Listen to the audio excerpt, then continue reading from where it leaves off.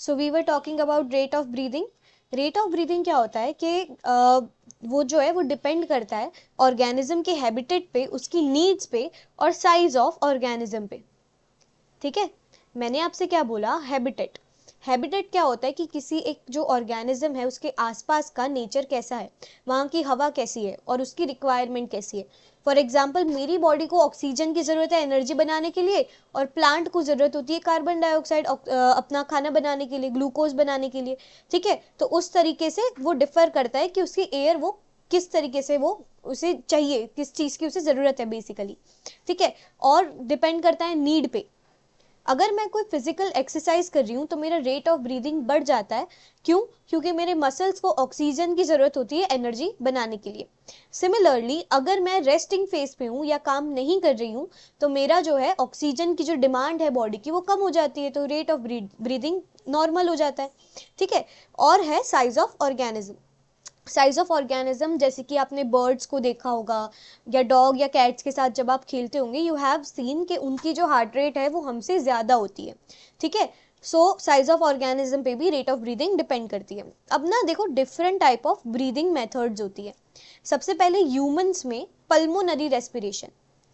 जो भी चीज लंग्स से जुड़ी होती है ना उसे हम लोग पल्मोनरी कहते हैं। तो वो रेस्पिरेशन जिसमें लंग्स शामिल हो या जो लंग्स से होती हो उसे पल्मोनरी रेस्पिरेशन कहते हैं। फ्रॉग में होती है क्यूटेनियस रेस्पिरेशन। इसका मतलब ये नहीं है कि किसी क्यूट तरीके का रेस्पिरेशन हो रहा हो। क्यूटेनियस रेस्पिरेशन का मतलब है कि वो रेस्पिरेशन जो कि स्किन से हो रहा हो। फ्रॉग जो होती है ना उनकी स्किन थोड़ी सी मॉइस्ट होती है, जिसके कारण उनकी स्किन से भी वो रिस्पायर कर सकते हैं। ठीक है, एसएसओ यानी सिंगल सेल ऑर्गेनिज्म। मैंने आपको वीडियो के स्टार्टिंग में बताया था कि सिंगल सेल ऑर्गेनिज्म में हर एक लाइफ प्रोसेस जो भी होती है वो उनके जनरल बॉडी सरफेस से होती है। ठीक है, why? Because there are no well defined organs for it. Fishes gills से करते हैं। क्या होता है, वाटर में ऑक्सीजन की कमी होने के कारण क्या करते हैं वो लोग, take oxygen through mouth and make it pass through gills. वो जो पानी है उसे माउथ से गिल्स के थ्रू पास करवाते हैं, जिसमें अगर पानी में CO2 अगर उनकी बॉडी से आएगा तो वो बाहर निकल जाएगा, और सिमिलरली पानी से ऑक्सीजन उसी पानी में मिलके उनकी बॉडी में वापस आ जाएगा। इसके बारे में डिटेल में 2C मतलब 2 चेम्बर्ड हार्ट उनके मैं लेके आई हूँ। See you have a paragraph in your transportation, जहाँ ह्यूमन हार्ट के नीचे वाला राइट हैंड साइड पे एक पैराग्राफ है जहाँ पे ना वो 2 चेम्बर और 3 चेम्बर हार्ट्स की बात करते हैं। मैं चाहती तो उस पैराग्राफ को कॉपी पेस्ट करके लेके आती, but what the problem is that कि उसमें ना समझ नहीं पड़ेगा। ठीक है, तो मैं डायग्रामेटिक वे में उसे लेके आई हूँ। ठीक है, वो आगे देखेंगे ट्रांसपोर्टेशन के वक्त। प्लांट में आपको पता है स्टोमेटा के थ्रू होता है। स्पेस बिटवीन सेल्स में एयर फ्लो करती है और अलाउ एयर सर्कुलेशन। ठीक है, स्पेस बिटवीन जो एयर होती है सेल्स होती है वो एयर सर्कुलेशन में हेल्प करती है। बेसिकली इसे डिफ्यूजन कहते हैं। ठीक है, अब हम लोग आ रहे हैं मैं आपको बताने जा रही हूँ लंग्स में और फ्लो ऑफ रेस्पिरेशन या flow of air in human beings. ठीक है, रेस्पिरेशन बहुत बार बता चुकी हूँ, break down of glucose to liberate energy और ATP। एनर्जी करेंसी है बॉडी का in most of the cellular processes. ठीक है, ब्रीदिंग क्या होता है, ओनली इनहेलेशन एंड एक्सहेलेशन। सिर्फ breathe in and breathe out मेरा ब्रीदिंग है, लेकिन उस ब्रीद इन ऑक्सीजन को कन्वर्ट करना एनर्जी में, वो मेरा रेस्पिरेशन है। ठीक है, अब देखो ये ह्यूमन लंग्स में लेके आई हूँ। This is a 3D model of human lungs. ठीक है, ये देखो इस तरीके से आपके लंग्स दिखते हैं। देखो मैंने जब इसका साइड व्यू दिखाया, can you see this particular lobe out here? कि आपको ये लोब दिख रहा है, ये बेसिकली ये धारनाएं दिख रही है। ठीक है, इसको अब मैं ऐसे घुमाती हूँ, देखो इस तरफ देखो, यहां पर भी आपको वैसी धारा दिख रही है। ठीक है, let me do it in this particular way. यहाँ पे देखो, ये यहाँ पे इस पर्टिकुलर रीजन में are you capable of seeing एक तरीके का ऐसा एक छेद जैसा है, इसे कैविटी कहते हैं। ठीक है, छेद को बॉडी के छेद में जो भी जगह होती है उसे हम लोग कैविटी कहते हैं। अब मैं आपको ये दिखाना चाहती हूँ इससे कि if you can see with your eyes, if आपका ध्यान पूरा लेक्चर में है तो आप ये देख पाओगे कि यहाँ पे ये एक और ये यहाँ पे 2, इस तरीके से 3 कंपार्टमेंट्स हैं, और यहाँ पे सिर्फ ये एक ही धारा है और 2 कंपार्टमेंट्स हैं। यहाँ पर ये जो कैविटी है, यहाँ पे आपका हार्ट होता है, ठीक है। ये इसीलिए ना, देखो मेरा ना हार्ट अगर मैं नीचे से बात करूं तो ऐसा होता है, ठीक है। तो अब क्या, ये जो नीचे वाला पोर्शन है ना, ये स्लाइटली लेफ्ट साइड होता है। इससे क्या होता है कि ये कैविटी में यहाँ पे फिट हो जाता है। मेरा हार्ट मेरे बीच में है, ठीक है, centre in my thoracic cavity, लेकिन इसका जो ये नीचे वाला पार्ट है ये थोड़ा सा स्लाइटली लेफ्ट है, इसीलिए हम लोग ये कहते हैं कि दिल साइड में है, लेफ्ट साइड में है, ठीक है। बाकी हार्ट जो है वो आपके सेंटर में ही पाया जाता है, ठीक है। अब मैंने आपको ये बताया है कि flow of air in our passage कैसे होता है। सबसे पहले आपके पास नेजल पैसेज होता है। नेजल पैसेज का पार्ट होती है नॉस्ट्रल्स प्लस नेजल चैम्बर, ठीक है। नॉस्ट्रल्स में आपके हेयर लाइक स्ट्रक्चर होते हैं, ये क्या करते हैं, एयर को प्योरीफाई करते हैं। जब मैं ब्रीद इन करती हूँ तो कोई अगर डस्ट पार्टिकल्स या कचरा है तो उसे वो वहीं पे रोक लेंगे, पास ऑन नहीं होने देंगे, ठीक है। ये उसके यहाँ से जाएगा फेरिंग्स में। फेरिंग्स क्या है, कॉमन पैसेज है, कॉमन पैसेज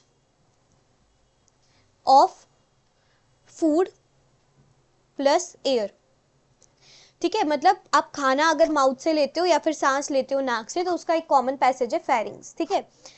फेरिंग्स, ये एपिग्लॉटिस के बारे में मैं नेक्स्ट स्लाइड में बताऊंगी आपको, नेक्स्ट स्लाइड में आपको इसके बारे में बताऊंगी। ट्रैकिया, इसे हम लोग विंड पाइप कहते हैं, विंड पाइप कहते हैं, ठीक है। Alveoli are surface responsible for gaseous exchange, surface of gaseous exchange, ठीक है। प्लूरा मेम्ब्रेन, ये प्रोटेक्टिव मेम्ब्रेन होती है, प्रोटेक्टिव मेम्ब्रेन। अगर मेरी बॉडी में, देखो अगर अचानक से हार्ट बीट बढ़ गई तो आपको पता है एक डर लगता है, एक झंझनाहट सी आ जाती है लंग्स में भी।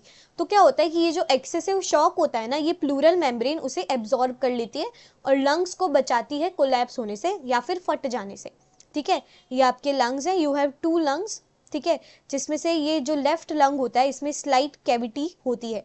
इसके नीचे आपका एक डोम शेप्ड डायफ्राम होता है, ये डोम शेप्ड है। अब मैं आपसे ये कहना चाहती हूँ स्टूडेंट्स कि आपका ना रेस्पिरेशन में कौन कौन सी चीजें इन्वॉल्व होती है। थिंग्स इन्वॉल्व्ड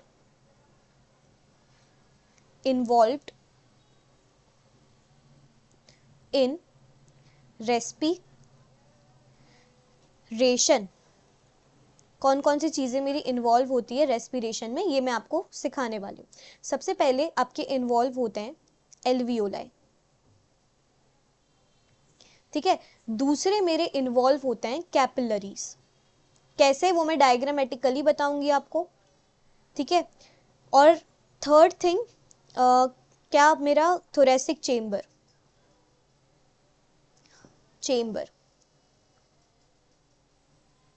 ठीक है। ये दोनों जो चीजें हैं ना, ये मिल के मेरा गैसियस एक्सचेंज करती है, gaseous exchange. If you are not understanding anything that's perfectly all right, मैं आपको डायग्रामेटिकली नेक्स्ट स्लाइड में बताऊंगी, सो डोंट वरी। यहाँ से गैसियस एक्सचेंज होती है। थोरैक्सिक चेम्बर जो है वो रेस्पिरेशन कराता है, ये जो है रेस्पिरेशन कराता है, ये कराटे नहीं है, कराता है, ठीक है। अब देखो थोरैसिक चेम्बर में क्या क्या इंक्लूडेड होता है। सबसे पहले थोरैसिक चेम्बर में आती है मेरी रिब केज, और दूसरा मेरे स्टर्नम, दिखा देती हूँ आगे रिब केज स्टर्नम कैसे दिखते हैं। क्या ये इंपॉर्टेंट है, हाँ ये इंपॉर्टेंट है, स्टर्नम, ठीक है। तीसरा मेरा आता है pleural membrane. Pleural membrane ma'am आपने अभी अभी हमें 5 मिनट या 1 मिनट पहले ही बताया कि प्लूरल मेम्ब्रेन मेरे लंग्स की आउटर कवरिंग है, ठीक है। प्लूरल मेम्ब्रेन, ये 3 चीजें प्रेजेंट होती है। अब देखो क्या होता है, यहां पे मान लो मेरी रिब केज है, ठीक है, ये मेरी एक रिब है,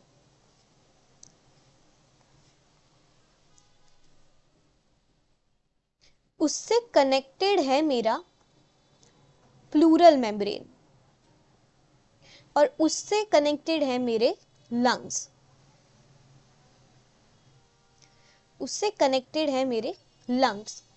तो ऐसा समझो अगर मैं इसको बाहर खींचूंगी रिब केज को, तो साथ में मेरी प्लूरल मेम्ब्रेन बाहर खींचेगी, साथ में मेरे लंग्स बाहर खींचेंगे।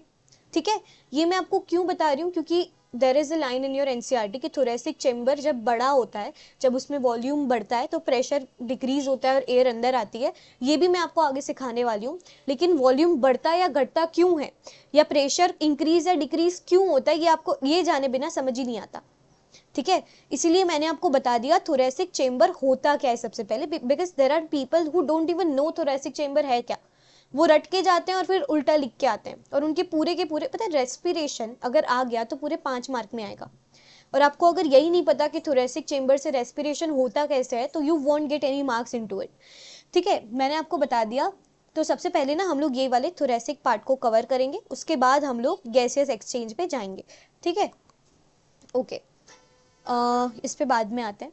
सबसे पहले मैं आपको ये बता देती हूँ, हाँ यहाँ पे, क्या आप लोगों ने ये बात पढ़ी है स्टूडेंट्स के जो प्रेशर होता है वो इनवर्सली प्रोपोर्शनल होता है वॉल्यूम के।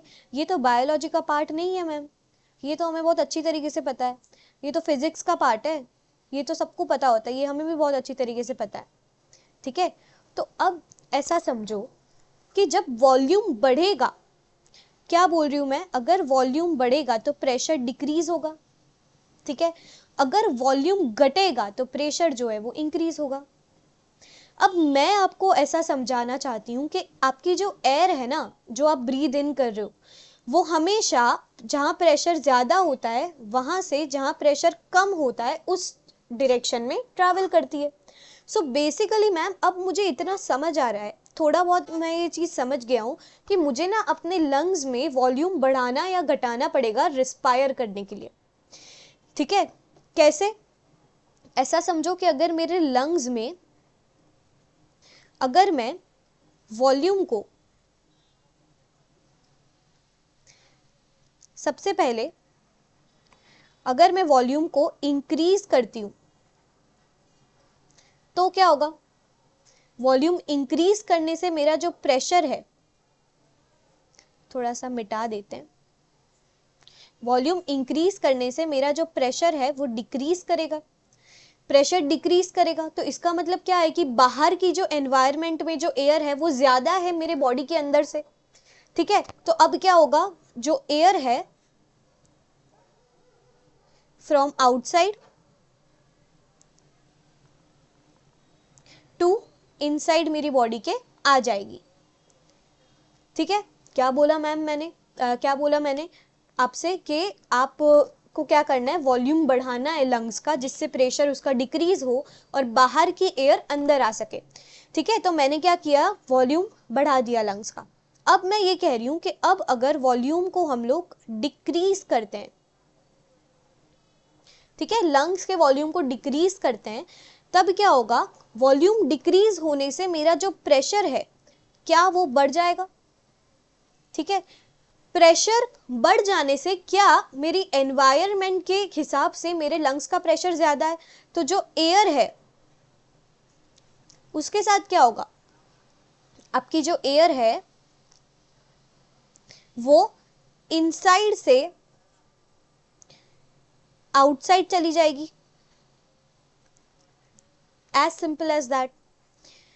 मैं आपसे क्या कह रही हूं, एक और बार रिवाइज करा देती हूँ। देखिए ये प्रेशर बढ़ाते घटाते कैसे हैं, ये वॉल्यूम बढ़ाते घटाते कैसे हैं, ये मैं आपको आगे सिखा दूंगी, लेकिन अभी ऐसा समझो कि pressure is inversely proportional to volume. ठीक है, अब अगर मुझे अपने बॉडी के अंदर हवा लानी है तो मुझे एक ऐसा एनवायरनमेंट क्रिएट करना पड़ेगा कि मेरे बॉडी के अंदर का प्रेशर कम हो बाहर के प्रेशर से। क्यों मैम, आपने बताया कि एयर का प्रेशर हमेशा हायर प्रेशर से लोअर प्रेशर तक होता है। बॉडी के अंदर प्रेशर कम करने के लिए मैंने क्या किया कि मैंने वॉल्यूम को, लंग्स के वॉल्यूम को कम कर दिया। ठीक है, जब लंग्स के वॉल्यूम कम हुए तो प्रेशर बढ़ गया और एयर बाहर से अंदर आ गई। सिमिलरली जब मुझे एयर एक्सेल आउट करनी है, तब मैं क्या करूंगी कि एयर मतलब जो लंग्स का प्रेशर है उसे बढ़ा दूंगी। लंग्स का प्रेशर कैसे बढ़ाऊंगी मैं? वॉल्यूम को कम करके।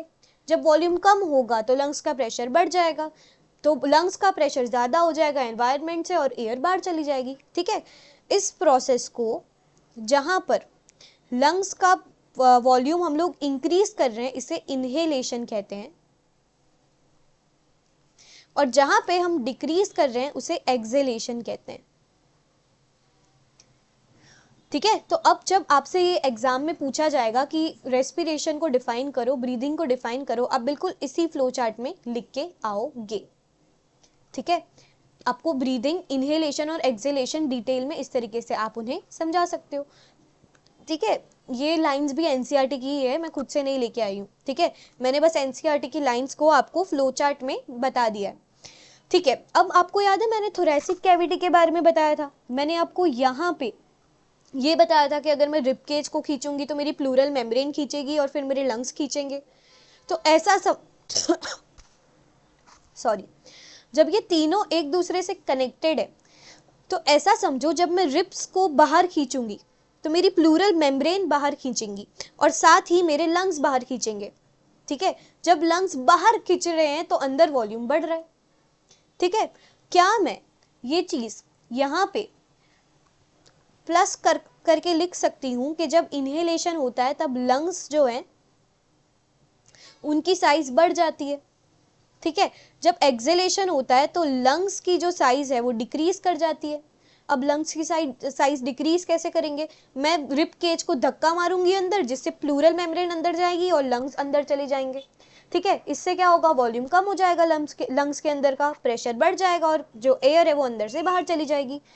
This is the reason when you breathe in आपके लंग्स जो है वो बड़े हो जाते हैं, और व्हेन यू ब्रीथ आउट तो आपके लंग्स जो है वो छोटे हो जाते हैं। मैंने आपको लाइन टू लाइन समझा दिया कि ब्रीदिंग होती कैसे है। ठीक है, if you want to feel it just put hand on your chest and deep breath करो। इनहेल किया, देखो मेरे लंग्स बाहर आ गए। एक्सेल किया, देखो मेरे लंग्स अंदर चले गए। This is how it is suppose to be explained. ठीक है, इतना ही समझो। मैं डायफ्राम को इसमें नहीं जोड़ रही हूँ, that is worthless for you to understand. ठीक है, मैंने आपको इतना पार्ट अब समझा दिया है। अब हम लोग चलेंगे गैसियस एक्सचेंज पे। ये मैंने एक फ्लो चार्ट के रूप में आपको बता दिया है कि एयर जो है वो पैसेज किस तरीके से होता है, आपके पूरे नाक से लेके एल्वियोलाई तक एयर कैसे पहुंचती है। आप इसे लर्न करके जा सकते हो। ठीक है, ये मैंने आपको रिब केज दिखाई है। Even this is a 3D model. ये देखो इस तरीके से केज होती है आपकी पूरी। ये ना आपके पूरे लंग्स को और पूरे हार्ट को ना ढक के रखती है। ये जो बीच वाला ये जो दिख रहा है ना आपको, ये वाला जो बोन है ये स्टर्नम है, और ये जो ऐसे ऐसी लाइंस दिख रही हैं that is your rib cage. ठीक है, मैं गंदा नहीं कर रही हूँ इस जो डायग्राम को है। ठीक है, ये पीछे देखो, ये पीछे ऐसे दिखता है और ये आगे से ऐसे दिखता है। ठीक है, स्टर्नम। ओके, अच्छा, ये जो पूरा पैसेज जो होता है ना नाक से लेके एल्वियोलाई का, जो मैंने आपको एक्सप्लेन किया, वो पूरा ना म्यूकस मेम्ब्रेन से ढका हुआ होता है। जैसे आपकी एलिमेंट्री कैनाल होती है ना जिसमें म्यूकस होता है, एपिथेलियल लाइनिंग होती है, कल जो पढ़ाया था, उसी तरीके से आपकी ये रेस्पिरेटरी पैसेज में भी म्यूकस और एपिथेलियल लाइनिंग होती है। अब आते हैं हम लोग एक्सचेंज ऑफ गैसेस पे। अब हम मैम मैंने ये समझ लिया है कि ब्रीदिंग कैसे होती है, अब आप मुझे ये समझाओ कि एक्सचेंज ऑफ गैसेस कैसे होती है। तो सबसे पहले I will draw alveoli for you. ठीक है, यहां पे इसके बाजू में मैं एक कैपिलरी बनाऊंगी।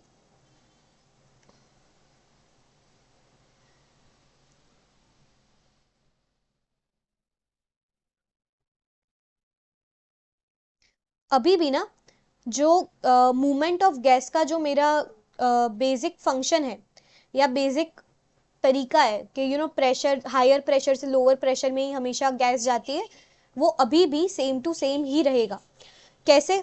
ऐसा समझो, क्योंकि मैं इनहेलेशन कॉन्टिन्यूसली करती रहती हूँ, तो क्या मेरे लंग्स के अंदर जो एल्वियोलाई है उसमें ऑक्सीजन होगा? हाँ मैम, डेफिनेटली होगा। तो ऐसा समझो ऑक्सीजन यहाँ पे ज्यादा है लंग्स के अंदर, ठीक है। और ये जो ब्लू लाइन मैंने दिखाई है, this blue line represents deoxygenated blood, और ये जो रेड लाइन मैंने बनाई है इट रिप्रेजेंट ऑक्सीजनेटेड ब्लड की आर्टरी। आर्टरीज एंड वेन के बारे में भी मैं आगे क्लियर करा दूंगी ट्रांसपोर्टेशन में, अभी ये पढ़ लो। ये यहाँ पे ऐसा समझो लंग्स में ऑक्सीजन ज्यादा है, ठीक है, कैपिलरी में कम है, ठीक है। कैपिलरी में, अच्छा यहाँ पे, हाँ सही है, और यहाँ पे कार्बन डाइऑक्साइड कम है और यहाँ पे कार्बन डाइऑक्साइड ज्यादा है, ठीक है। तो अब क्या होगा, ये ऑक्सीजन यहाँ से यहाँ चला जाएगा और कार्बन डाइऑक्साइड यहाँ से यहाँ चला जाएगा। Did you get this? I hope this is easily understandable to all of you guys since this is very important, ठीक है, बहुत ज्यादा important है। उल्टा बना दिया था, उतना ज्यादा ये वैसा नहीं है, डिफिकल्ट नहीं है ये, जस्ट थिंग इज दैट वैसे समझो जैसे मैं समझा रही हूँ।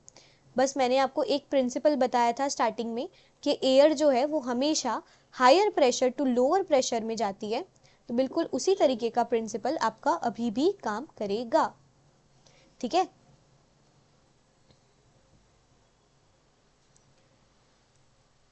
क्योंकि मैं लंग्स में इनहेल करती रहती हूँ तो क्या होता है, इनहेलेशन करते रहने से मेरे लंग्स के अंदर ऑक्सीजन ज्यादा रहता है और मेरे बॉडी के अंदर कम रहता है, तो ऑक्सीजन लंग्स से बॉडी में चला जाता है, और क्योंकि मेरे बॉडी में कार्बन डाइऑक्साइड ज्यादा है तो वो कार्बन डाइऑक्साइड लंग्स में चला जाता है। इतना सिंपल है, हो गया, ठीक है। ओके, सो मैंने आपको ये पार्ट पढ़ा दिया।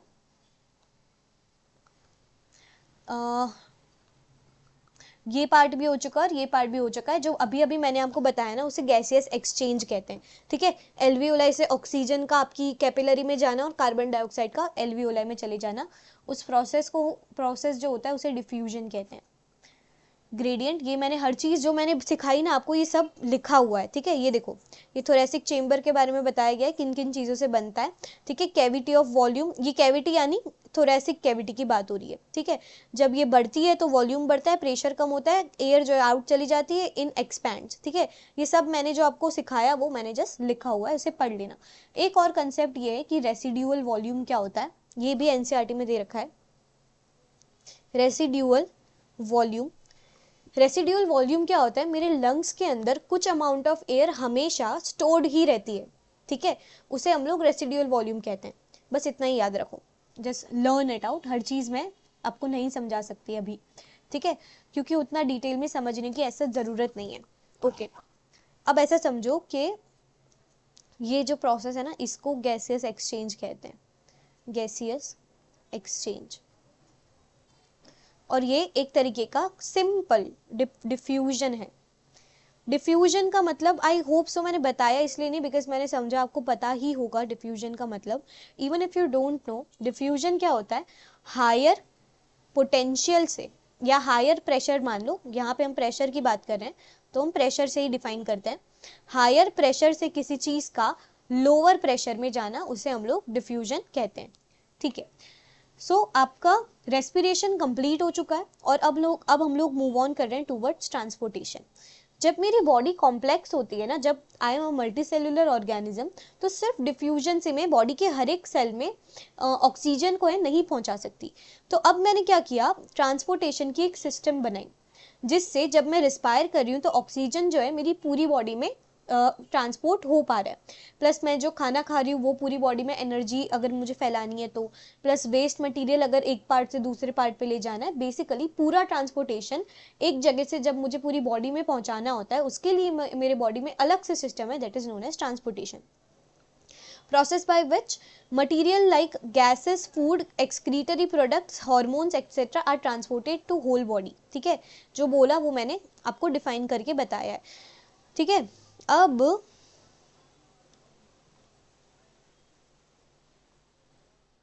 ओके, सो इसका मीडियम क्या होता है, ब्लड। ब्लड मैम हमें याद है 9th में हमने पढ़ा था एक लार्जेस्ट फ्लूइड कनेक्टिव टिश्यू है, क्योंकि फ्लूइड कनेक्टिव टिश्यू है तो इसकी मैट्रिक्स जो होगी वो लिक्विड होगी, ठीक है। इसके दो पार्ट्स होते हैं, एक तो ब्लड कॉर्पस्क्यूल्स और दूसरा ब्लड प्लाज्मा, ठीक है। मैम आपने बताया था कि कॉर्पस्क्यूल्स को सेल्स भी कहते हैं। अब आरबीसी, डब्ल्यूबीसी और प्लेटलेट्स इसका पार्ट है सेल्स का, और प्लाज्मा का पार्ट है सीरम और क्लॉटिंग फैक्टर्स। आपके जो कॉर्पस्क्यूल्स हैं, ब्लड कॉर्पस्क्यूल्स, उसमें आरबीसीज के अगर मैं बात करूं तो वो बाइकॉन्केव होते हैं, उनका शेप बताया है, डिस्कॉइड शेप होता है, ठीक है। अगर आपको ये ब्लड का पूछ ले कि ब्लड क्या होता है उसे डिफाइन करो, ये सब चीजें ना 2 मार्कर में आती है, सेक्शन बी में आती है। रेड इन कलर होता है due to presence of haemoglobin, ये एक तरीके का पिगमेंट है। जैसे क्लोरोफिल पिगमेंट था प्लांट में, वैसे हीमोग्लोबिन हमारे अंदर पिगमेंट होता है, this is red colour pigment, जो कि रेड कलर का होता है। और क्यों रेड होता है? आयरन की प्रेजेंस होती है इसीलिए। ये ट्रांसपोर्ट करता है गैसेस को, ऑक्सीजन और CO2 को बॉडी में। मैच्योर आरबीसी में न्यूक्लियस नहीं होता। डब्ल्यूबीसी 5 तरीके के होते हैं, तो ये पढ़ने की जरूरत नहीं है, आपकी एनसीईआरटी में नहीं दे रखा है। इनका फंक्शन क्या है? Protection of body against external agent, ठीक है। प्लेटलेट्स, इनको क्लॉट कर देते हैं, ये इंजरी को कहीं भी अगर वियर एंड टियर हो गया तो ये वहां पे एक फाइब्रॉइड बना देते हैं। फाइब्रॉइड क्या होता है? सेल का गुच्छा, सेल का ये लोग एक तरीके से ऐसा करके गुच्छा बना लेते हैं, जिससे कि आपके जो आरबीसी है वो ज्यादा लूज ना हो जाए। ये मैंने एक्स्ट्रा नाम बताया, याद करना है करो, नहीं करना है मत करो। कुछ मैंने प्रीवियस ईयर पेपर में देख लिए थे तो मैंने आपको वहां पे लिख के दे दिए, ठीक है। नाउ एक्चुअल आपका ट्रांसपोर्टेशन स्टार्ट हो रहा है, ट्रांसपोर्टेशन इन ह्यूमन बींग्स, ठीक है। तो उसको मैं स्टार्ट कर रही हूँ आर्टरी, वेन और कैपिलरी के डिफरेंस से। Are you suppose to remember this? Yes, ये डायरेक्ट क्वेश्चन आता है, आर्टरी, वेन और कैपिलरी के बीच में डिफरेंस। आर्टरीज और वेन्स में तो आता ही है। एक ऐसी तरह की ब्लड वेसल है आर्टरी जिसकी वॉल्स थिक है, ठीक है। और क्या करता है? ये कैरी करता है ब्लड को हार्ट से डिफरेंट पार्ट्स ऑफ बॉडी में, ठीक है। और क्या होता है? It doesn't contain any valve, इनमें वाल्व्स नहीं होते। और आर्टरीज जो है carry oxygenated blood to all arteries carry oxygenated blood except pulmonary artery. Pulmonary artery deoxygenated blood carry करती है, ठीक है। अब मैम आपने सबसे पहले ये बताया हमें कि आर्टरीज की ना वॉल थिक होती है और उसमें ना वाल्व्स नहीं होते। मैम ऐसा कैसे हो सकता है कि मैं साइंस पढ़ रहा हूँ और मैं क्यों नहीं पूछूं? अनलेस यू डिसलाइक साइंस, अगर आपको भी इंटरेस्ट है मेरी तरह, तो साइंस में क्यों का जवाब जानना बहुत ज़रूरी होता है, ठीक है। सो आर्टरीज की वॉल थिक इसीलिए है क्योंकि जब आपका हार्ट पंप करता है ना ब्लड को, तो उसका फ्लो बहुत स्पीड में होता है, वो प्रेशर बहुत हाई होता है। तो अगर उसकी वॉल थिक नहीं होगी ना तो वो टूट सकती है, इसीलिए उसकी वॉल थिक है।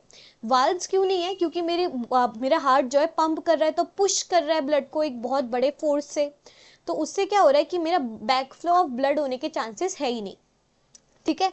मैं आज आपको ये कंसेप्ट सिखाना चाहती हूँ, जहां जहां भी आपकी बॉडी में वाल्व्स है ना, वो बैक फ्लो ऑफ ब्लड को रोकते हैं, वो इंश्योर करते हैं unidirectional flow of blood को, ठीक है।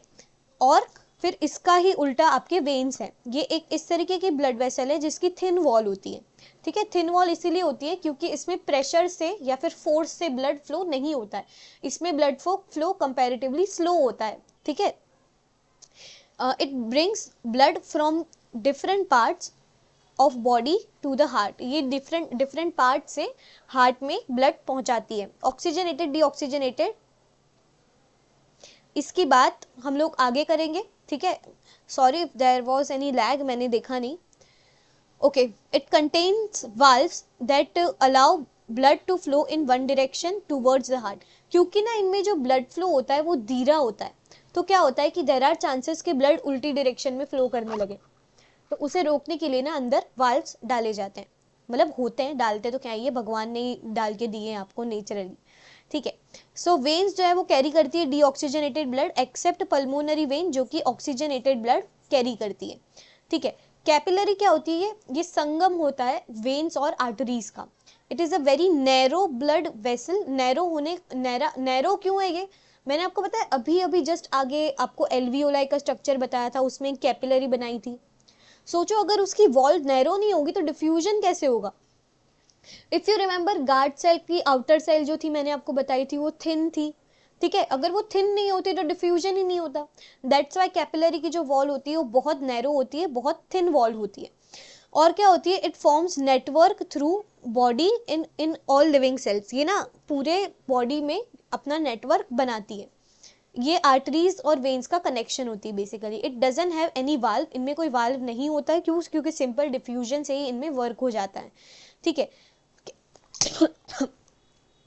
ये लास्ट पॉइंट जो लिखा है मैं आपको नेक्स्ट स्लाइड में सिखा रही हूँ। ठीक है, ओके मैम, मानो या ना मानो, मैं ये बात तो जरूर मान गया हूँ कि आपकी ना डायग्राम बहुत गजब बनता है। मतलब मैं मान गया। मैम आपने हमें प्रॉमिस किया था कि you want leave any single line of NCERT, और आपने तो सच में ही हमको ऐसी लाइंस भी बता दी जो आज तक इतनी बार एनसीईआरटी पढ़ने के बाद भी हमें नहीं मिली। ठीक है, सो ऐसा ही होगा। There will be many more miracles over this channel. What you are suppose to do is you are suppose to believe in me, and आप लोग जो है एक और चीज करोगे मेरे लिए, वो ये है कि इस 31 डेज चैलेंज को पूरा पूरा करना। ठीक है, अब ये कैपिलरी है। ठीक है, कैपिलरी, इसकी वॉल थिन होती है और ये यहां से आर्टरीज होती है और यहां से वेन्स होती है। बेसिकली आधी वेन और आधी आर्टरीज। क्यों होता है ऐसा? ऑब्वियसली डिफ्यूजन के लिए होता है। ठीक है, अगर यहां से ना ऐसे समझो CO2 निकल जाएगा और यहां से जो है ऑक्सीजन आ जाएगा। ये भी मैं आपको सिखाऊंगी आगे नेक्स्ट ऑलमोस्ट स्लाइड में। अभी मैं आपको ये बताना चाहती हूँ, जब एक वेन जो है वो कैपिलरी का हिस्सा बन जाती है तो उसे हम लोग वेन्यूल कहते हैं। ठीक है, और जब एक आर्टरी कैपिलरी का हिस्सा बन जाती है तो उसे हम लोग आर्टेरियोल कहते हैं। ठीक है, आर्टेरियोल कहते हैं। ठीक है, ये मैं डायग्राम लेके आई हूँ, जो भी मैंने आपको बताया सेम टू सेम यहाँ पे है। देखो इसकी वॉल थिक है, ये आर्टरी है। देखो इसकी वॉल इतनी सी है, ये थिन है। इसमें वाल्व प्रेजेंट है, इसमें वाल्व नहीं है। ये है आपकी कैपिलरी, ये आपका आर्टेरियोल है और ये आपका वेन्यूल है। सिर्फ एक तरीके का नाम दे रखा है। ठीक है, यस, अब हमारा सर्कुलेशन का हिस्सा स्टार्ट होने को है, लेकिन इससे पहले I will take you to this slide. Yes, हाँ ठीक है, पहले यही कर लेते हैं। ऐसे समझो, ध्यान से समझो, ये वाला हिस्सा तो मैंने आपको आगे भी बताया था बना के, है ना? हाँ मैम, हमें याद है, आपने बताया था कि सिंपल डिफ्यूजन से ना यहाँ पे गैसेस एक्सचेंज हो जाती है।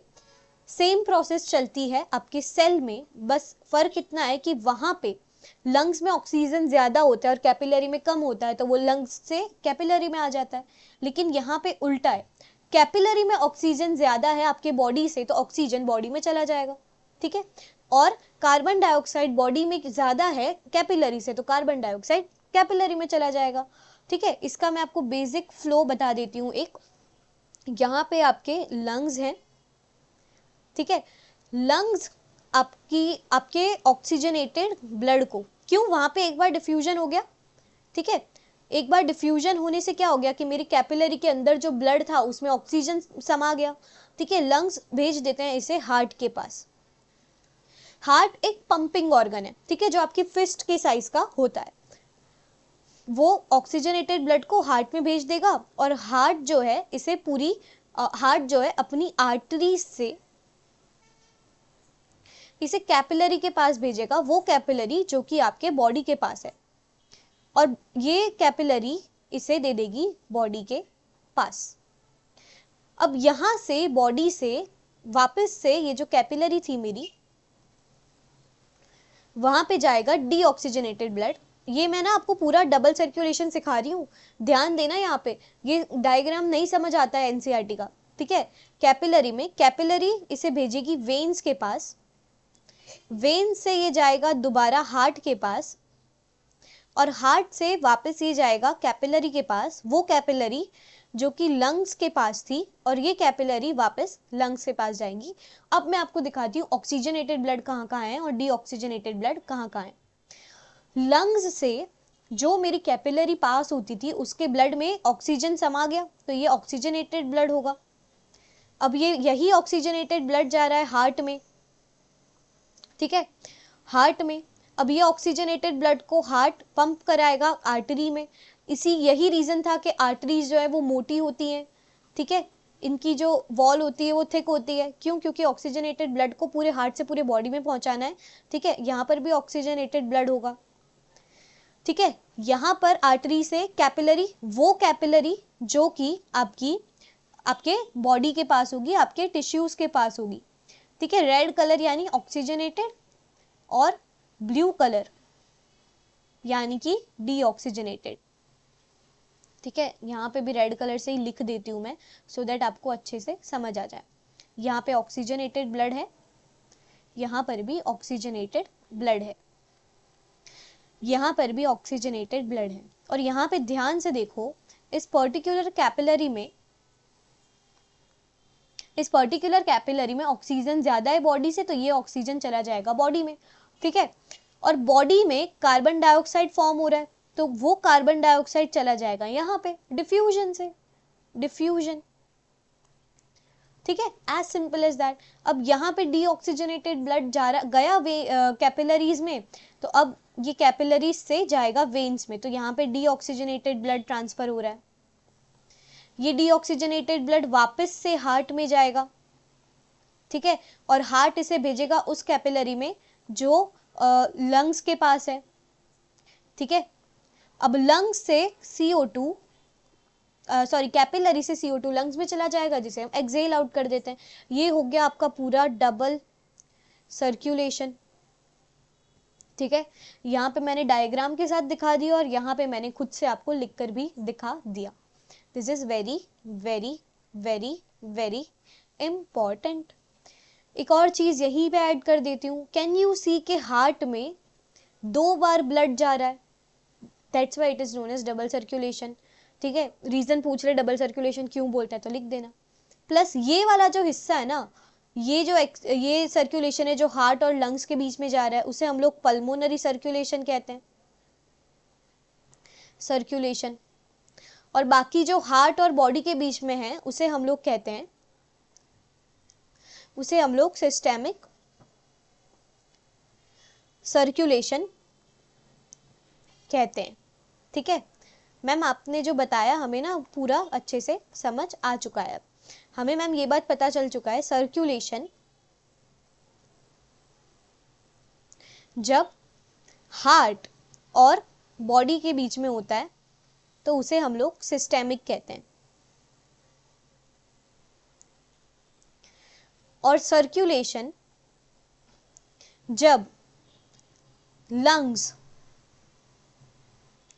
प्लस हार्ट के बीच में होता है उसे हम लोग पल्मोनरी कहते हैं। मैम आपने ये बात हमें पहले ही बता दी है कि हर वो चीज जो लंग से जुड़ी होती है उसे हम लोग पल्मोनरी से संबोधित करते हैं।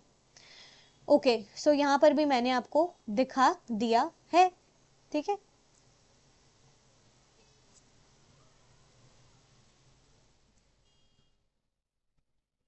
ओके,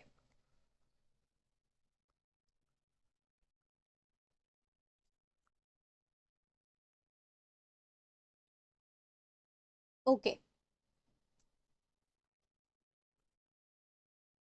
अब मैंने आपको डबल सर्कुलेशन सिखा दिया। अब मैं आपको 3 तरीके के अलग अलग जो भी सर्कुलेशन होते हैं, ओके, वो पढ़ा देती हूँ। सबसे पहले है आपका सिंगल सर्कुलेशन, ठीक है। सिंगल सर्कुलेशन में 2 चेम्बर्ड हार्ट होता है। ध्यान से देखो, ये हार्ट है और इसमें सिर्फ डीऑक्सीजनेटेड ब्लड ही ट्रैवल कर रहा है, ठीक है। डीऑक्सीजनेटेड ब्लड ही सिर्फ इस हार्ट में ट्रैवल कर रहा है। ये कहाँ पाया जाता है? ये फिशेज में पाया जाता है। इतना ही दे रखा है तो उतना ही पढ़ाऊंगी मैं आपको। फिर भी अगर आपको जानना है, सिर्फ बता देती हूँ, you are not suppose to remember this, there is no problem if you forget it somehow, ठीक है। डीऑक्सीजनेटेड ब्लड हार्ट से जा रहा है, यहाँ पे गिल्स होती हैं, गिल्स से ऑक्सीजन ऐड हो जाता है, जैसे मैंने आपको अभी डबल सर्कुलेशन में सिखाया ना कि लंग्स होते हैं, लंग्स से ऑक्सीजन ऐड हो गया, अब वो बॉडी में जा सकता है। उसी तरह फिशेज में गिल्स से ऑक्सीजन ऐड हो जाता है, बॉडी में गया, ठीक है, बॉडी में वापस जो डीऑक्सीजनेटेड ब्लड था वो कैपिलरी में गया, कैपिलरी से वापस हार्ट में गया, हार्ट से वापस गिल्स में, ठीक है। यहाँ पे इसकी बॉडी होती है और यहाँ पे इसके लंग्स होते हैं, नहीं लंग्स नहीं होते, सॉरी गिल्स होते हैं, ठीक है, गिल्स। क्योंकि एक ही बार हार्ट से पूरा ब्लड जा रहा है, that's why this is known as single circulation, ठीक है, इसे हम लोग कहते हैं सिंगल, बिल्कुल आप ही की तरह सिंगल बट सर्क्यूलेशन। मैम दुखती नस पे हाथ मत डालो, हमको पता है हम सिंगल हैं, बट डेफिनेटली आप देख रहे हैं हमारे जो मार्क्स है वो मिंगल करेंगे। Okay, we'll see how far can you go for your exams.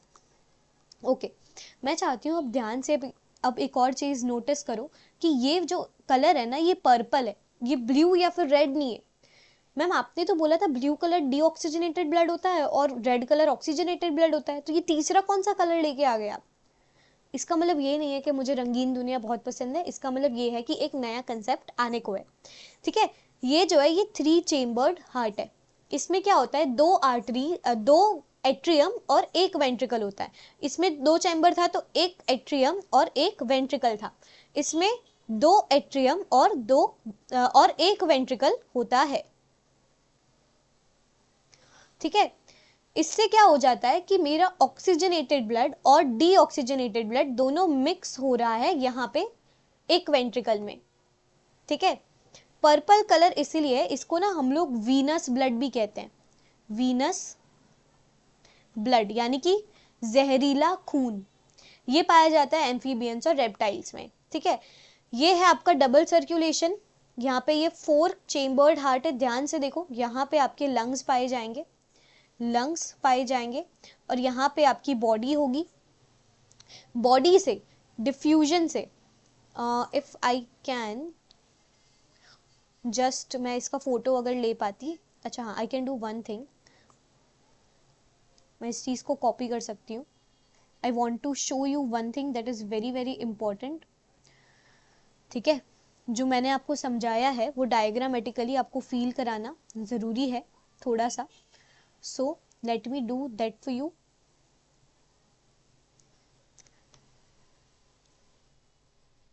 this is diagram for your from your NCERT, ठीक है। मैं आपको ये दिखाना चाहती हूँ, ठीक है। डबल सर्कुलेशन अभी अभी मैंने आपको समझाया है, बस रिवाइज करना है मेरे साथ, ठीक है। यहाँ पे नीचे आपकी बॉडी होती है, बॉडी या फिर टिश्यू मान लो, ऊपर आपके लंग्स होते हैं, ध्यान से देखो, ये एक कैपिलरी है, ये दूसरी कैपिलरी है, और ये जो है ये आर्टरी है। एओर्टा को अभी मारो गोली, अभी इसे मत देखो, ये आर्टरी है, ऐसा देख लो। यहाँ लंग्स से ऑक्सीजन, मैम कलर तो दिख ही नहीं रहा है, ठीक है, लंग्स से ऑक्सीजन अंदर गया कैपिलरी में, हार्ट में गया, हार्ट ने इसे पंप कराया बॉडी में, बॉडी से कार्बन डाइऑक्साइड CO2 गया वेन में, जो कैपिलरी की वेन में, और ये वेन वापस हार्ट में गई और ये चीज वापस लंग में गई, ठीक है। क्योंकि हार्ट से 2 बार सर्कुलेशन हो रहा है, that's why this is known as double circulation, ठीक है। ये पूरा मैंने आपको बता दिया है, ओके। अब आते हैं हार्ट में, कि हार्ट में किस तरीके से जो आपका पूरा ब्लड है वो फ्लो करता है। ये एक ऐसा डायग्राम है, इसको मैं बिल्कुल छंछेड़ने नहीं वाली हूँ, मतलब मैं पूरी कोशिश करूंगी कि मैं इसको नहीं छंछेड़ूं, इसमें कुछ ड्रॉ नहीं करूं। मैं चाहती हूं कि ये डायग्राम आप लोग बाय हार्ट लर्न कर ले, ठीक है। It is going to give you lot of marks in your examinations, because double circulation या फिर स्ट्रक्चर ऑफ हार्ट है वो बार बार पूछा जाता है, ठीक है। Before we go to any other thing, yes मैं आपको यही दिखाना चाहती थी। मैंने आपको शुरुआत से कहा था कि I have bought you 3D images, अगर आपने इंट्रोडक्टरी वीडियो देखा हो तो मैं आपके लिए 3D इमेजेस लेके आई हूँ, एंड ये है सबसे खूबसूरत मोस्ट ब्यूटीफुल इस पूरे सेशन का, जो भी जो भी आपके 31 डेज का चैलेंज चलेगा ना, सबसे खूबसूरत आपका यही है बस, ये आपका ह्यूमन हार्ट है, ये धड़कता दिल है आपके बॉडी के अंदर का, ठीक है। सी, ये इस तरीके से धड़कता है। Can you see this valves opening and closing, ये वाल्व्स आप देख पा रहे हो, ठीक है। ओपन कब होंगे? जब वहां से ब्लड फ्लो कराना होगा, फिर बंद हो जाएंगे, क्यों? यूनिडायरेक्शनल फ्लो कराना है, वापस ब्लड फ्लो नहीं हो, इसीलिए वाल्व्स होते हैं। इसको जरा हम लोग अब नामकरण कर देते हैं। ये मेरा एओर्टा है। मैम एओर्टा जो होती है ना, मैं आपको ये दिखाना चाहती हूँ कि वो एक लार्जेस्ट आर्टरी है। इसी आर्टरी से ना बाकी सारी आर्टरीज कनेक्टेड होती हैं जो पूरे बॉडी में ब्लड फ्लो कराती हैं, ठीक है। ये ना मेरा पल्मोनरी आर्टरी है। मैम हमें याद है आपने आर्टरी पढ़ाते वक्त बताया था कि पल्मोनरी आर्टरी ही सिर्फ एक ऐसी आर्टरी है जिसमें डीऑक्सीजनेटेड ब्लड होता है, ठीक है। अब ये जो है मेरा लेफ्ट एट्रियम है, ये मेरा लेफ्ट वेंट्रिकल, ये मेरा राइट एट्रियम और ये मेरा राइट वेंट्रिकल। ये जो आपको ये दिख रहे हैं ना, ये फाइबर्स जैसा यहाँ पे, ये ऐसा, ये जो ये है, ये जो आपको नेटवर्क दिख रहा है फाइबर्स का, मैं इसको तो बिल्कुल गंदा नहीं करूंगी, ये ऐसे ही रहना चाहिए, ठीक है। ये फाइबर्स है, इसको ये कोलाजन फाइबर्स होते हैं।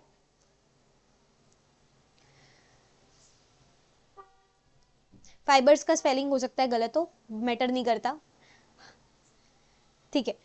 मैं ये कह रही थी कि वाल्व्स जो होता है ना, वो ओपनिंग एंड क्लोजिंग करते हैं, ठीक है, गेट की तरह काम करते हैं। क्या होता है, ये जो फाइबर होता है, जब ब्लड को पास कराना होता है तो गेट को खोल देते हैं, और उसी तरीके से जब बंद करना होता है तब उसे रिलीज कर देते हैं। बस इतना ही याद रखना है आपको, ठीक है। Let's get to our main part. ये देखो, अरे हाँ, ये वेना कावा बताना रह गया। This is your superior vena cava, this is your inferior vena cava, ठीक है। अब मैं आपको किस तरीके से पढ़ाने वाली हूँ, सबसे पहले मैं हार्ट की तरफ से बताऊंगी कि हार्ट में किस तरीके से ब्लड फ्लो होता है, फिर हम उसे डबल सर्कुलेशन में जोड़ देंगे। ये जो है ना आपकी, ये पल्मोनरी वेन है, ठीक है, यस ये वाला। अब हम लोग इसे ऑफिशियली पढ़ सकते हैं। यहाँ पे मेरे लंग्स थे, ठीक है, लंग्स से ऑक्सीजनेटेड ब्लड पल्मोनरी वेन्स में जाएगा, पल्मोनरी वेन से लेफ्ट एट्रियम में जाएगा, ठीक है, फिर लेफ्ट वेंट्रिकल, एओर्टा और बॉडी टिश्यू। अगर ये याद नहीं रह रहा है तो मैं आपके लिए बना देती हूँ, मुझे कोई प्रॉब्लम नहीं है। कंट्रोल है, ओके।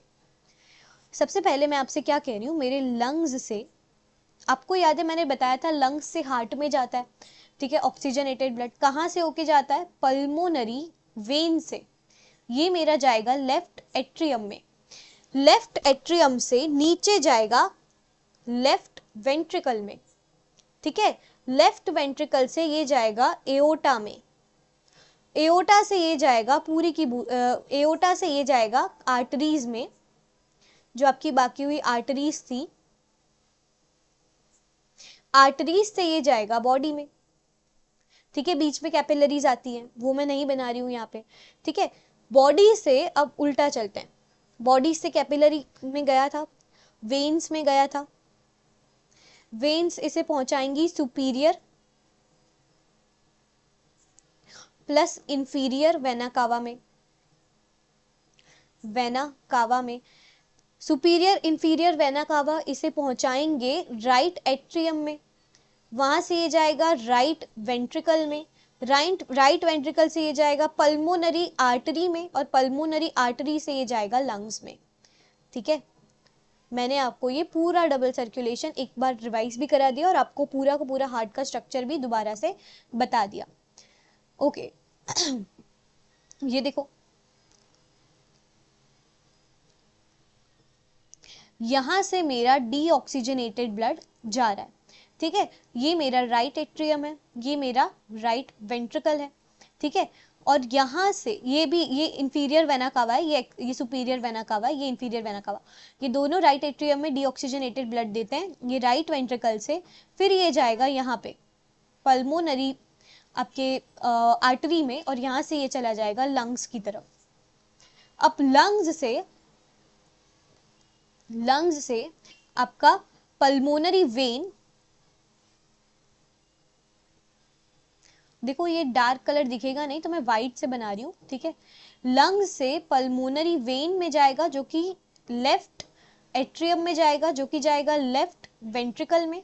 लेफ्ट वेंट्रिकल से ये जाएगा एओर्टा में, यहाँ से ये जाएगा एओर्टा में, और फिर ये दूसरी आर्टरीज में चला जाएगा, और फिर पूरी बॉडी में चला जाएगा, ठीक है। This is your double circulation.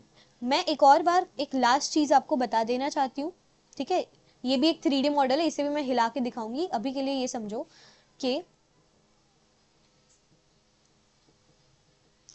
समझो कि ना जब आर्टरीज जो है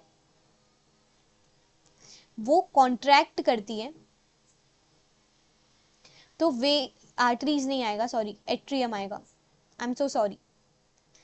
एट्रियम जो है वो कॉन्ट्रैक्ट करता है यानी पिचकता है तो खून आगे चला जाता है वेंट्रिकल में, ठीक है।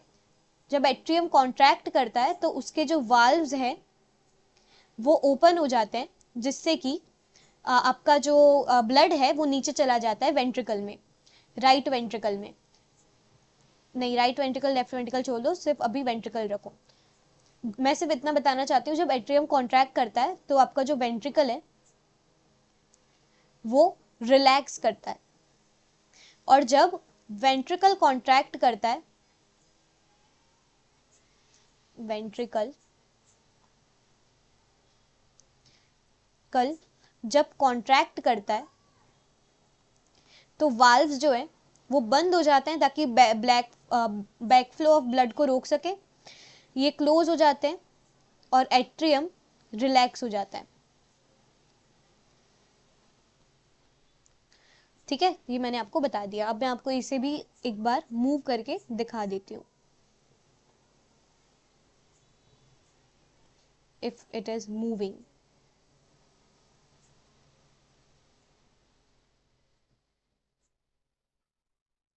सीम्स लाइक ये उल्टा नहीं घूमेगा, I don't know why, but that's okay. ये इस तरीके से अभी के लिए देख लो, ओके। ये तो मैंने आपको धड़कता दिल दिखा ही दिया एट द एंड, ठीक है। So now let's get to the valves. Valves की बात करेंगे और आपका ये जो डबल सर्कुलेशन है, congratulations to all of you, ये वहीं के वहीं खत्म हो जाएगा, ठीक है, ओके। तो आपके 4 वाल्व्स होते हैं आपके हार्ट में। पहला है मिट्रल वाल्व, इसे बाइकस्पिड वाल्व भी बोलते हैं। ये जो है लेफ्ट एट्रियम और लेफ्ट वेंट्रिकल के बीच में पाया जाता है, रेड से लिखा है, याद रखना, ऑक्सीजनेटेड ब्लड है, okay. I am sorry my cursor was stuck, but अब ये फिर से काम करने लग गया, ठीक है। बाइकस्पिड वाल्व को ही मिट्रल वाल्व कहते हैं। ये लेफ्ट एट्रियम और लेफ्ट वेंट्रिकल के बीच में प्रेजेंट होता है। Again I am repeating this thing कि वाल्व का काम एक ही होता है, दरवाजा बंद कर देना। वंस ब्लड फ्लो हो गया वाल्व बंद हो जाता है ताकि बैक फ्लो ऑफ ब्लड रुक जाए, ठीक है। एओर्टिक वाल्व, ठीक है, जो एओर्टा के दरवाजे में होता है। पल्मोनरी वाल्व जो कि पल्मोनरी आर्टरी के दरवाजे में होता है। ट्राइकस्पिड वाल्व यानी कि जो आपके राइट एट्रियम और लेफ्ट वेंट्रिकल के राइट एट्रियम और राइट वेंट्रिकल के बीच में होता है, ठीक है। क्या बोला मैंने? ट्राइकस्पिड वाल्व जो कि प्रेजेंट होता है मेरा left atrium, sorry right atrium और राइट वेंट्रिकल के बीच में, ठीक है। राइट एट्रियम और right ventricle. This colour shows कि ये उधर से डीऑक्सीजनेटेड ब्लड ट्रांसफर करता है। एक और चीज अगर मैं आपको बता दूं तो वेंट्रिकल की जो वॉल होती है वो थिकर होती है एट्रियम की वॉल से, ठीक है। क्यों? क्योंकि उन्हें पंप करके ब्लड को सारे पूरे ऑर्गन्स में पहुंचाना है, ठीक है। अब ये एक ना आपको दे रखा है ब्लड प्रेशर के बारे में, ब्लड प्रेशर के बारे में, ये आपका एक ऑरेंज बॉक्स में आपको ये दे रखा है। तो क्या होता है हमारी जो वेसल्स होती है, जब ब्लड ना उधर से पास होता है तो वो प्रेशर एक्सर्ट करती है अपनी वॉल्स पे, ठीक है। Blood pressure is measured with an instrument known as sphygmomanometer, ठीक है। स्पिग्नोमैनोमीटर, हाँ सही बोली। स्पिग्नोमैनोमीटर ये क्या करता है, ये यहाँ पे ना इसको बांध दिया जाता है और ये क्या करता है कि जितना प्रेशर से किसी एक वेसल में ब्लड फ्लो हो रहा है उसे मेजर कर लेता है, ठीक है। बस इतना ही था, और कुछ बताने की जरूरत नहीं है। और है प्लेटलेट्स। प्लेटलेट्स यानी कि मैंने आपको बोल दिया कि ये क्लॉट फॉर्मेशन करते, देखो इस तरीके से होता है। ये आपको समझ लो इंजरी आ गई तो यहाँ से अब ये आरबीसी जो है वो लॉस करने लग गए। ये जो बना है ना, ये स्ट्रक्चर जो बना है इसे हम लोग ना फाइब्रॉइड कहते हैं। इसी को मैं आपको फाइब्रॉइड बोल रही थी। देखो यहाँ पे सेल का गुच्छा बन गया है, ठीक है। ये क्लॉट हो चुका है आपका ब्लड, अब ये और ब्लड लॉस नहीं होने देगा, ठीक है। लिम्फ के बारे में बात करते हैं। अब आपका ट्रांसपोर्टेशन बस खत्म होने को आया है, ठीक है। कॉन्ग्रेचुलेशंस, आई नो थोड़ा सा टाइम ज्यादा हो गया है, बट आज इस चैप्टर को कैसे भी करके कंप्लीट करना, we can't leave it in between.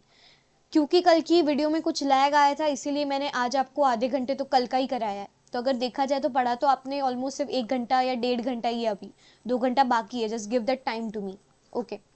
Lymph है, इसको टिश्यू फ्लूइड कहा जाता है। क्यों? क्योंकि through pores that are present in walls of capillaries, some amount of plasma, blood cells, proteins escapes into intercellular spaces, ठीक है। इसी को हम लोग कहते हैं टिश्यू फ्लूइड या फिर लिम्फ कहते हैं, ठीक है। ये सिमिलर टू होता है प्लाज्मा, लेकिन कलरलेस होता है और लेसर अमाउंट ऑफ प्रोटीन इसमें पाए जाते हैं प्लाज्मा के कंपैरिजन में। लिम्फ का जो लिम्फ होता है, लिम्फ फ्लूइड जो है वो लिम्फेटिक कैपिलरीज में चला जाता है, जो कि लार्जर लिम्फ वेसल में जाता है और लार्जर वेन्स में चला जाता है, ठीक है। क्या करता है ये carry? Digested and absorb fats को करता है कैरी। आपको याद हो मैंने अभी अभी स्मॉल इंटेस्टाइन में बताया था इमल्सिफिकेशन ऑफ फैट्स में, ठीक है। तब मैंने आपको ये बताया था कि उसमें ना लिम्फ नोड में ये चला जाता है, ठीक है, ओके। और ड्रेन करता है excess amount of fluid to extra cellular spaces, extra cellular spaces से ड्रेन कर लेता है एक्स्ट्रा अमाउंट ऑफ फ्लूइड को। ट्रांसपोर्टेशन इन प्लांट्स की अगर मैं बात करूं तो वाटर और फूड का ट्रांसपोर्टेशन होता है। वाटर और मिनरल्स के लिए जाइलम होता है और फूड के लिए फ्लोएम होता है। सॉइल होता है richest source of raw materials, N2P ये सब उससे मिलता है। ये मैंने आपको फोटोसिंथेसिस के वक्त बताया था कि नाइट्रोजन, फॉस्फोरस, मैग्नीशियम ये सब कुछ सॉइल से मिनरल्स वो एब्जॉर्ब करते हैं।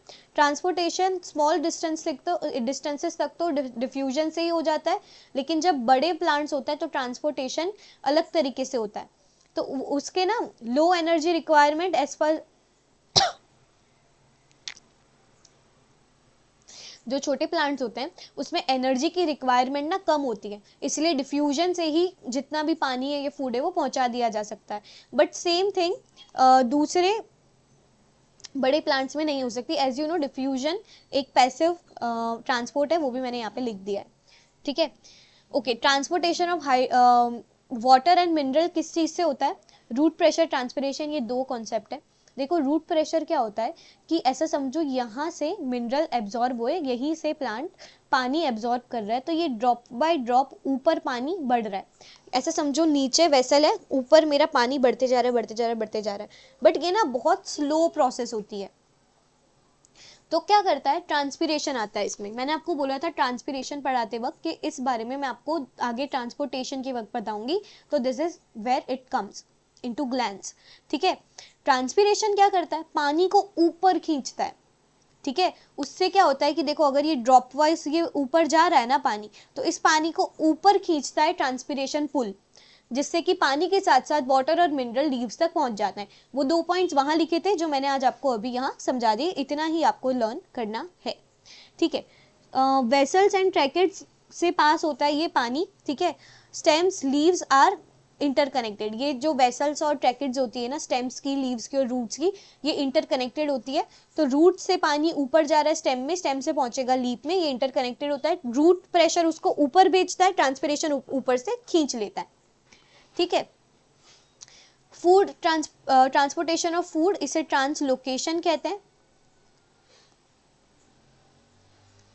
ट्रांसलोकेशन, लोकेशन कहते हैं।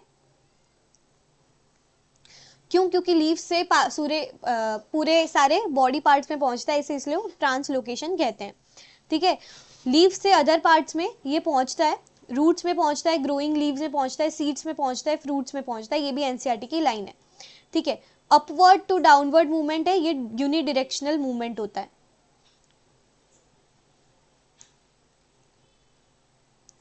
यूनिडायरेक्शनल यानी एक ही डायरेक्शन में होता है। ये एक्टिव ट्रांसपोर्ट होता है, यानी एनर्जी की जरूरत पड़ती है। ठीक है, ये कौन कराता है? ये फ्लोएम कराता है। पानी कौन मूव कराता है? जाइलम, पानी और मिनरल्स को, और फ्लोएम क्या कराता है? फूड को मूवमेंट कराता है।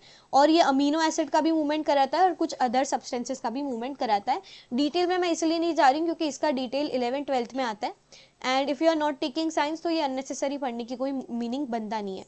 ठीक है, excretion, excretion, congratulations, last part है इस टॉपिक का। इसकी क्वेश्चन प्रैक्टिस जब मैं आपको एनसीईआरटी विद मी कराऊंगी, लाइन टू लाइन कराऊंगी, तब मैं आपको करवा दूंगी। ठीक है, लेकिन तब तक के लिए what you are suppose to do is कि आप इस पूरे जो भी मैं आपको पीडीएफ प्रोवाइड करूंगी, पीपीटी या पीडीएफ प्रोवाइड करूंगी, you are suppose to write it down, notes के फॉर्मेट में पढ़ोगे और राइट डाउन करोगे उसे अपने बायोलॉजी की बुक में। I already have instructed you to make 3 different books of biology, chemistry and physics. उसी तरीके से आप पढ़ाई करोगे। Another instruction is that go and see that introductory video first. Okay. So excretion, gaseous. Wait, let me change color. Okay. Gases और water का gaseous नहीं आएगा, gases आएगा। ठीक है, gases, waster लिखा है, वाटर आएगा। गैसेस और वाटर आउट चले जाते हैं रेस्पिरेशन में। ये पहले प्लांट की बात हो रही है। ठीक है, प्लांट की अगर मैं बात करूं तो गैसेस और पानी जो होता है, आपको पता है स्टोमेटा से वो आपका गैसेस एक्सचेंज हो जाता है। ठीक है, other metabolic activities N2 wastage वो निकालते हैं। ठीक है, एक्सक्रीशन क्या होता है? बायोलॉजिकल प्रोसेस है involve in removal of harmful metabolic waste from the body. अगर जैसे कुछ बच्चे होते हैं जो एग्जाम जितने नजदीक आती है ना, दे स्टार्ट ईटिंग बादाम, 21 बादाम खाते हैं एक दिन में। But let me tell you one thing, body को अगर 4 बादाम की जरूरत है ना, तो अगर आप 21 बादाम खा रहे हो तो सिर्फ 4 बॉडी का तेल एक्सट्रैक्ट होगा, एब्जॉर्ब होगा, बाकी के जितने बचे खुचे जो भी है ना वो वेस्ट मटेरियल में सुबह को निकल जाएगा। So don't over eat anything, over eating is harmful, क्योंकि आपको पता है बॉडी एक्स्ट्रा अमाउंट ऑफ जो भी होता है उसे स्टोरेज ही करती है। दैट्स द रीजन कुछ लोगों में फैट्स बढ़ जाता है। दे ईट टू मच के वो बॉडी सिर्फ स्टोर ही करे जा रही है, उतनी एनर्जी की ही रिक्वायरमेंट नहीं है जितनी उसे दी जा रही है। ठीक है, इसीलिए चर्बी बढ़ जाती है।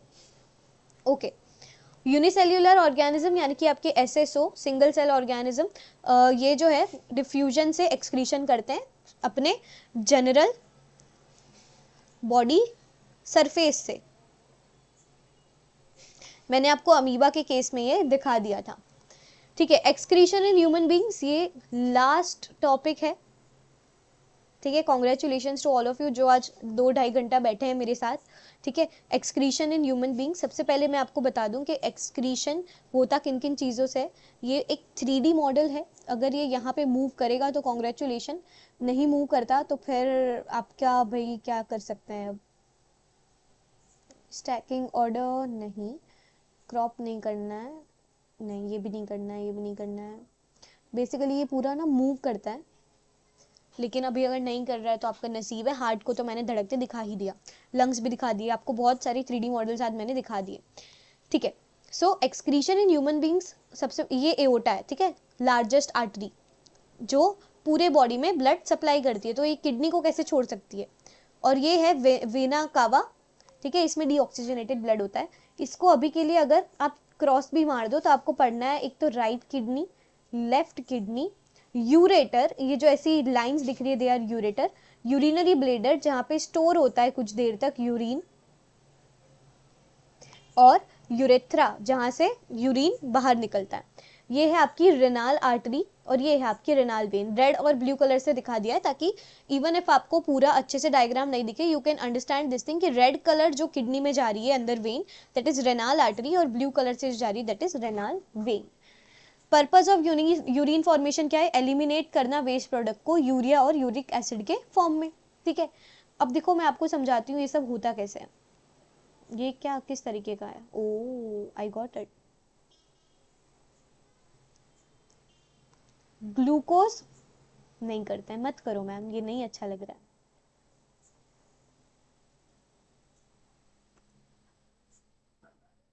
ठीक है, glucose, amino acids, salts and major amount of water reabsorbed as urine flows along the tube। Urine ना जब जब, ये मैं आपको बता रही हूँ कि यूरिन फॉर्मेशन कैसे होता है, यूरिन फॉर्मेशन। ठीक है, किडनी से जब पास होता है ना, ये एक नेफ्रॉन का स्ट्रक्चर है। नेफ्रॉन इज, अगर नहीं बताया मैंने आगे तो मैं एक पीपीटी लेके आपको बता दूंगी। ठीक है, नहीं बताया मैंने तो मैं अब अभी दिखा देती हूँ। ठीक है, जैसे फंक्शनल यूनिट जिसे हम कहते हैं, ब्रेन का फंक्शनल यूनिट जैसे न्यूरॉन होता है, उसी तरीके से functional unit of kidney nephron होता है। ठीक है, इसका डायग्राम यहाँ पे, let me just copy and paste it ताकि आपको बड़ा डायग्राम भी दिखा सकूं मैं। डिलीट कॉपी, ये रहा।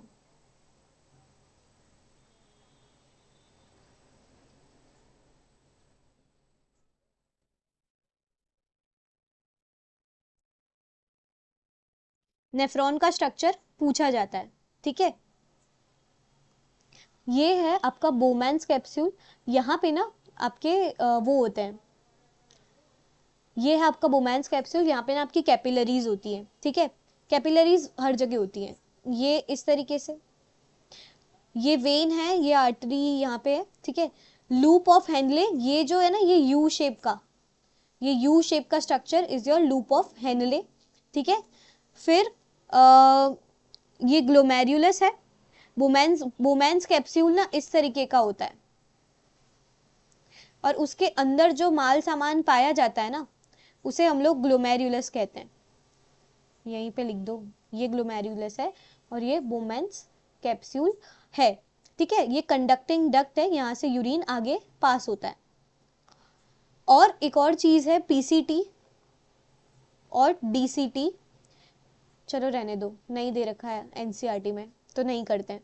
अगर फिर भी दे रखा होगा, अगर कुछ जैसे पुरानी टेक्स्ट बुक में था, नई टेक्स्ट बुक में नहीं है, मेरे पास जो पीडीएफ है, अगर उसमें दे रखा होगा ना तो वहां पे मैं समझा दूंगी। Let's not overdo anything. ठीक है, because you already have lot of things to learn in this chapter, you can't give time to those thing जो नेसेसरी नहीं है। ठीक है, glucose, amino acid, salts and major amount of water is reabsorbed. ठीक है, जब ये पूरा यहाँ से यहाँ यूरिन पास होता है ना, तो उसमें मेजर अमाउंट ऑफ वाटर और जो भी एसेंशियल सब्सटेंसेस है यानी कि अमीनो एसिड्स और सॉल्ट जो है वो रीएब्सॉर्ब हो जाते हैं। ठीक है, H2 reabsorbed depends upon excess amount of water present in body and amount of waste to be excreted. कितना पानी एब्जॉर्ब करेगी बॉडी, ये डिपेंड करता है कि कितना अमाउंट ऑफ पानी मेरे बॉडी में प्रेजेंट है और कितना अमाउंट ऑफ वेस्ट जो है मुझे एक्सक्रीट आउट करना है। ठीक है, ऐसा समझो कि अगर मेरे बॉडी में ऑलरेडी बहुत ज्यादा पानी है तो एक्सेस अमाउंट ऑफ वाटर को भी तो निकालना है ना पानी से, तो तब यूरिन ज्यादा बनेगा। लेकिन अगर मेरे बॉडी का जो वेस्ट ज्यादा है तो मुझे पानी भी ज्यादा देना पड़ेगा। ठीक है, वेस्ट को निकालने के लिए मैं यूरिनेट करती हूँ ना, तो यूरिनेट तब ज्यादा होगा जब मेरा वेस्ट ज्यादा होगा। And at the same time अगर बॉडी में पानी ज्यादा है तब भी आप यूरिन ज्यादा फ्लो अप करोगे। ठीक है, और डोंट टेक इट नेगेटिवली। अगर मैं ये कह रही हूँ कि आप यूरिनेट कर रहे हो या मैं ऐसे कर रही हूँ, this is very natural, you should not take anything negatively in biology's lecture. ठीक है, फ्लो ऑफ यूरिन कैसे होता है, किडनी से यूरेटर में जाता है, फिर यूरिनरी ब्लैडर में स्टोर होता है अंटिल ब्लैडर में कॉन्ट्रैक्शन आए, और फिर अर्ज आती है आपको यूरिनेट करने की, और यूरेथ्रा से फिर आप उसे यूरिन आउट कर देते हो। यूरिनरी ब्लैडर एक मस्कुलर ऑर्गन है जो कि नर्वस कंट्रोल के अंदर होता है। जब उसमें कॉन्ट्रैक्शन आते हैं तो आपको न्यूरॉन में सिग्नल आता है कि you are suppose to urinate now. ठीक है, ये आपको अर्ज देता है यूरिनेट करने की। Hence we sometimes can control urine. ठीक है, अगर आपको क्लास में अगर आपको इमरजेंसी आ रही है एंड यू फील लाइक कि अभी बीच लेक्चर छोड़ के कहाँ जाऊँ, तो you can control your urge to urinate for some period of time because वो आपके नर्वस कंट्रोल में होता है। ठीक है। डायलिसिस क्या होती है? आर्टिफिशियल किडनीज होती है, जिन लोगों की किडनी डैमेज होती है। ठीक है, देखो ऐसा समझो कि जब मैंने आपको यहाँ पर भी बताया था ना कि यूरिन इस तरफ से, ऐसे तरफ से कंडक्टिंग डक्ट से फिर बाहर जाता है। ठीक है, तो तब मैं आपको ये भी बताना चाहती थी कि जहां जहां से यूरिन से पानी और सॉल्ट्स वगैरह सब जो एब्जॉर्ब हो रहे हैं ना, वो सब कुछ डिफ्यूजन से ही हो रहा है। ठीक है, तो डिफ्यूजन से क्योंकि पानी एब्जॉर्ब या फिर रिलीज हो रहा है, तो अगर किसी की किडनी डैमेज है तो तब उन लोगों में किस तरीके से क्लीनिंग हो पाएगी? इसीलिए हम क्या करते हैं कि उनका, फॉर एग्जाम्पल ये मेरा पेशेंट का, ये ना मेरे पेशेंट का मैंने एक पाइप से एक पेशेंट का ब्लड फ्लो करवाया। ठीक है, और साथ ही मैं उसके बाजू में एक ऐसा सीरम फ्लो करवा रही हूँ एक मशीन में, जिससे यहाँ पे क्योंकि वेस्ट ज्यादा है तो वो वेस्ट यहाँ सीरम में ट्रांसफर हो जाएगा, और इस सीरम को आप मशीन से एक्सट्रैक्ट कर लोगे। बेसिकली खून को प्योर करने की जो प्रोसेस है, उसी को तो हम यूरिन फॉर्मेशन कहते हैं ना, कि ब्लड से जो भी वेस्ट है उसे एक तरफ से कॉन्सेंट्रेट कर दो पानी में और यूरिनेट कर दो। ठीक है, जब किसी की किडनी डैमेज होती है तो यूरिन फॉर्मेशन नहीं हो पाता या अच्छे से नहीं हो पाता, तो वो क्या करते हैं, एक आर्टिफिशियल मशीन में एक तरफ पेशेंट के ब्लड को एक वेसल में और दूसरी तरफ एक सीरम को पास कराते हैं। तो जो वेस्ट मटेरियल होता है पेशेंट के ब्लड का, वो सीरम में ट्रांसफर हो जाता है डिफ्यूजन से, और ब्लड जो है प्योर होके, आपका जो ब्लड है वो प्योर होके उसी ब्लड को वापस पेशेंट में दे दिया जाता है। बट ये एक टेम्पररी प्रोसेस है। ठीक है, इसको बार बार कराना पड़ता है। ओके, ये मैंने पूरी प्रोसेस लिख दी है। सेमी परमिएबल मेम्ब्रेन होती है। ठीक है, सेमी परमिएबल मेम्ब्रेन होती है तभी डिफ्यूजन संभव हो पाता है। ठीक है, इस सीरम को ना, एक और चीज, ये सीरम को डायलाइजिंग फ्लूइड भी कहते हैं। डायलाइजिंग या फिर डायलिसिस मान लो, डायलिसिस, मैं कॉम्प्लिकेट नहीं करती, डायलिसिस फ्लूइड भी कहते हैं। ठीक है, excretion in plants last topic है आपका, हैशटैग लास्ट। ठीक है, टॉपिक एक्सक्रीशन इन प्लांट्स कैसे होता है? Oxygen during photosynthesis as a by product निकल जाता है। ठीक है, कार्बन डाइऑक्साइड नाइट में निकलता है रेस्पिरेशन से। Access amount of H2O transpiration से निकल जाता है। डेड सेल्स हैं वो लीव के फॉर्म में निकल जाते हैं। वेस्ट प्रोडक्ट्स जो है प्लांट के, वो कभी कभी स्टोर किए जाते हैं वैक्यूल में। और रेजिन्स एंड गम भी उसके एक्सक्रीटरी प्रोडक्ट्स होते हैं। Congratulations dear students, and thank you so much, thanks a lot to join me today and congratulations, आप अपने बोर्ड एग्जामिनेशन में 90 प्लस स्कोर करने के एक और कदम नज़दीक आ चुके हो। हमने आज एक बहुत बड़ा और आई गेस आपकी एनसीईआरटी का one of the most biggest chapter आज कंप्लीट कर दिया है। आई कैन ऑफिशियली से यू नाउ कि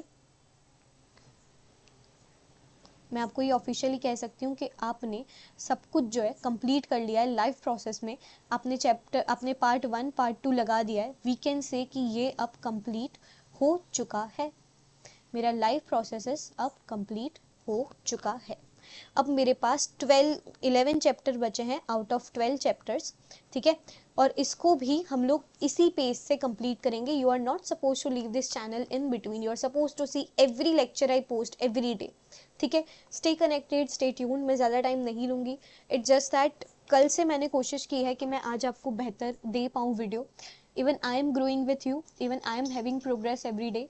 That's the motto of this particular crash course, to make you grow every day. And I hope you felt this chapter. मैंने कोशिश की है एनसीईआरटी की हर एक लाइन को डायग्रामेटिक फॉर्म में लाने की। You are supposed to join my WhatsApp channel to get notes of this particular beautiful crash course. बहुत helpful रहेंगे। ठीक है, so do that for me. Thank you so much for joining me today. Thank you so much my amazing students.